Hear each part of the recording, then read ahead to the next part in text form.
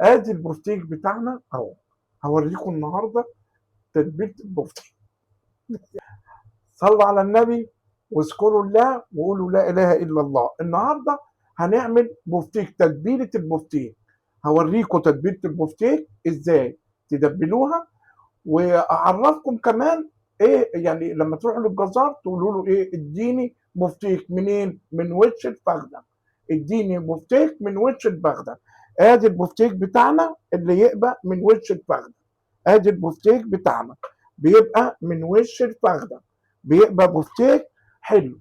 هوريكم هندبله ازاي وهيبقى دايب معانا ازاي، وهوريكم الكفر بتاع البفتيك ما يقعش.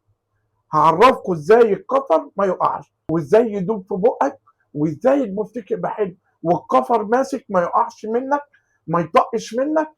لو الفيديو ده وصل ل 1000 لايك هقول لكم على كل حاجه، اسرار البفتيك وازاي الكفر ما يقعش وكل حاجه. دلوقتي يلا بينا هوريكم التتبيله. اول حاجه محتاجين بصله، ومحتاجين طماطمتين. اول حاجه بعمل الطماطم بقطعها تقطيع عشوائي، اي تقطيع، واجيب البصل هقطعها حلقات. ما اعملش البصل في الكبه، ما اعملش البصل في الكبه.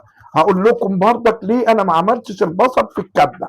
اقول لكم ايه السبب اللي انا بقطع البصل كده، بقطعه كده ما بحطوش في الكبه يبقى ناعم. كل حاجه هقول لكم عليها. البصل بتاعنا قطعته ايه؟ قطعته حلقات. ادي البصل بتاعنا، يبقى الطماطم والبصل. هاخد الطماطمايه دي كمان، ادي اهو، ادي الطبق بتاعنا. هاخد الحله بتاعتنا اللي انا هحط فيها البفتيك وهنزل ده كله. اشيل دي خلاص مش عايزها، واقوم جايب ملح اهو، بملحه عادي خالص خالص. واجيب فلفل اسمر بس، ما بحطش اي توابل تاني. فلفل اسمر، ادي الفلفل الاسمر، وادي اقلبهم كلهم مع بعض. حاجه ادي عملت اهو. واجيب البفتيك بتاعي اهو ادبله. اجيب البفتيك بتاعي ادبله اهو. دبلت البفتيك بتاعي بالبصل. طبعا انا قطعت البصل ليه؟ عشان لما اجيب حته البفتيك واقوم شايلها كده بايديا منزل البصل، شفت الحته؟ لو كان عملته بالكبه كان البصل لزق في البفتيك واجي اقليه يتحرق مني.